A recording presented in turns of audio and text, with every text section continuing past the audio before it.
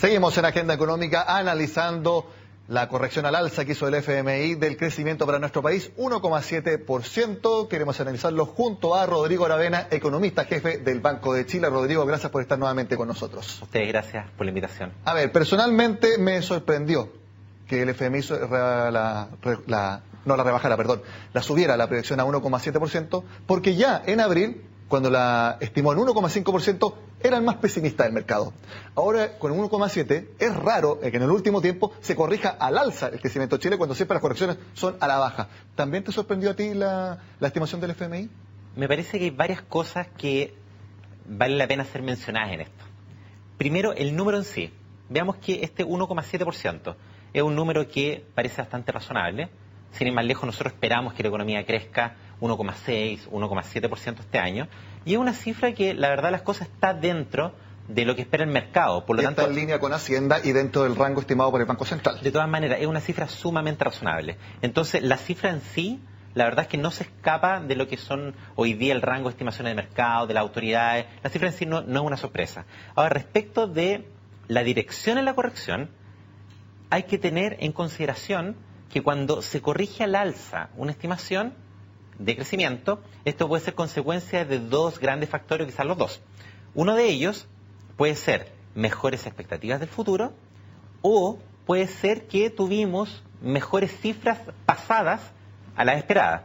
¿Cuál de las dos crees tú que pesó más? Y lo que pasó acá me da la impresión que fue un primer semestre mejor a lo esperado. O sea, cuando el FMI en abril dijo que íbamos a crecer 1,5%, ahora con más cifras, con más datos, dijeron, nosotros esperamos que fuera peor esto, fue mejor, subámosla un poco. Esto era un poquito más pesimistas de lo que realmente sucedió. Sin duda hubo mucho de eso, y sin ir más lejos, cuando se publicó la cifra de crecimiento del primer trimestre, esa cifra sorprendió positivamente a los analistas de mercado. Estuvo, por ejemplo, por sobre la estimación que se publica en Bloomberg, por sobre la estimación que se publica también en la encuesta expectativa económica del Banco Central, así que tiene mucho de eso. Pero más allá de cuánto se corrigió y la dirección, no nos olvidemos que el Fondo Monetario está hoy día estimando un 1,7% para este año, y lo que es más relevante, está estimando un 2% de crecimiento para el próximo año. Una rebaja de 1/10 respecto a lo que había previsto en abril. Ese es un tema muy relevante. El Fondo Monetario está corrigiendo al alza para este año, pero sigue en torno al 2% para el próximo año. En la práctica, si se cumpliera esa estimación de 2% para el 2017, estaríamos ante un cuadro bastante particular, porque si nosotros sacamos el promedio, por ejemplo, de crecimiento entre el año 2014 y el año 2017, así que el próximo año creciéramos ese 2%, estaríamos con el peor promedio de crecimiento acumulado en 4 años desde 1985. Exacto, porque sería 1,8, 1,8, 1,7 y 2%, o sea, redondeando 1,8% en esos 4 años que tú mencionas, Rodrigo. Y quisiera preguntarte, muchas veces la gente se equivoca y piensa que estamos ahora en recesión. No lo estamos, porque recesión es cuando son 2 trimestres consecutivos de caída. Hasta ahora Chile no ha caído ningún trimestre, sino que crece poco, pero da esa sensación de que estamos estancados, creciendo muy poco, 1,8%. Por eso crees tú que muchas veces la gente piensa, Chile está en recesión, cuando verdaderamente no lo está. Chile no está en recesión. Eso hay que tenerlo clarísimo. No tenemos caída de crecimiento, no tenemos caída en el empleo, en términos de crecimiento del empleo sigue siendo positivo. Si miramos, por ejemplo, distintos indicadores sectoriales de actividad, están creciendo poco, pero crecen. Sin embargo, la gente tiende a comparar muchas veces escenarios de bajo crecimiento anteriores con este. Y es importante destacar, por ejemplo, que las 2 recesiones previas que tuvo Chile, en la crisis asiática y sobre todo en el año 2009, cuando fue la crisis subprime, lo que ocurrió en Chile fue que después de la caída de productos existió un rebote bastante fuerte. Por ejemplo, tuvimos una caída, un crecimiento negativo el año 2009, ahí sí hubo recesión, y el año 2010 Chile estaba nuevamente creciendo a tasas del 6%. Por lo tanto, tuvimos una caída transitoria en el crecimiento. En cambio, lo que estamos viendo hoy día pareciera que es una caída mucho más permanente. Es que esas 12 recesiones que tú mencionas, crisis asiática y crisis subprime, son shocks externos muy fuertes, puntuales, y sobre todo la crisis subprime, de un momento a otro. Acá no hay drivers negativos que uno diga, es por esto que Chile está creciendo menos, sino que eso se habla de factores internos, factores externos, pero que no son tan fáciles o tan específicos de determinar. Yo agregaría algo más a eso. Cuando nosotros tenemos recesiones, con características, por ejemplo, como lo que vimos el año 2009, que de nuevo el crecimiento fue negativo un año, pero el año siguiente ya estábamos viendo tasas del 6%, eso es lo que llamamos ciclo, que Claro. es cuando la actividad se desvía transitoriamente respecto a una tendencia de largo plazo que no ha cambiado.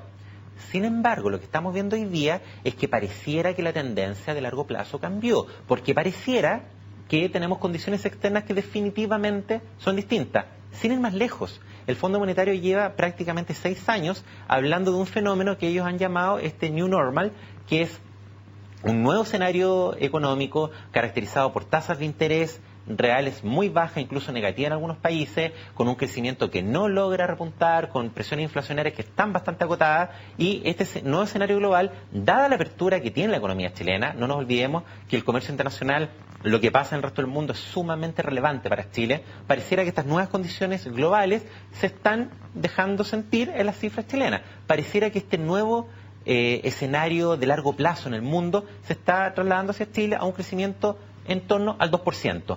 Por lo tanto, nosotros deberíamos pensar, con los antecedentes que tenemos hasta ahora, que más que una caída transitoria de actividad, más que un ciclo corto, estamos ante un cambio que es mucho más permanente. O dicho de manera mucho más simple, dicho de manera mucho más simple. Antes, la pregunta es ¿cuándo va a rebotar la economía chilena? Cuando estábamos con ese crecimiento negativo el año 2009, después de la caída de tasa del Banco Central, después del aumento del gasto fiscal, la pregunta era ¿hasta dónde va a rebotar Chile el 2010? Hoy día pareciera que nosotros tenemos que preguntarnos de qué manera nos vamos a tener que acostumbrar a este crecimiento bajo por un tiempo más prolongado. Si hay un new normal, como dice el FMI, Sí. tú lo mencionas, Rodrigo, las medidas tradicionales, convencionales, más gasto fiscal, más inversión, ¿no funcionarían entonces? ¿Habría que repensar la forma de enfrentar este escenario, quizás con las medidas de productividad, que a su vez son mucho más de largo plazo y también son más difíciles de definir? Excelente pregunta, y creo que eso realmente marca una diferencia respecto de cómo plantear los temas de largo plazo en Chile.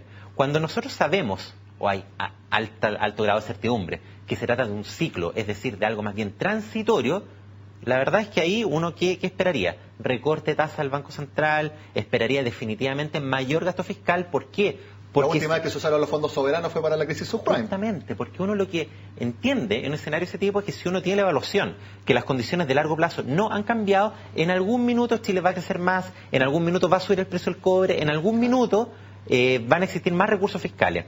Pero la situación de hoy es distinta, porque a diferencia de lo que pasó en el año 2009, se han ido corrigiendo a la baja el precio del cobre de largo plazo y el PIB potencial. Por lo tanto, el escenario que estamos reconociendo hoy día es que en el largo plazo pareciera que la capacidad de recaudación fiscal del gobierno va a ser más baja. Con menos cobre, con menos crecimiento, pareciera que en el largo plazo vamos a tener menos recaudación fiscal. Por lo tanto, más que esperar aumento de gasto, es todo lo contrario. Es acostumbrarse a un escenario más permanente de menor ingresos fiscales, y eso lleva necesariamente a la discusión de cómo ir reduciendo gradualmente los déficits fiscales y cómo ir reduciendo gradualmente el crecimiento del gasto fiscal. Es más bien al revés, es opuesta la consecuencia. Entonces, en un escenario de este tipo, ¿cuál debería ser la discusión? Claro, o cuál debe ser la estrategia para enfrentarlo. Así es.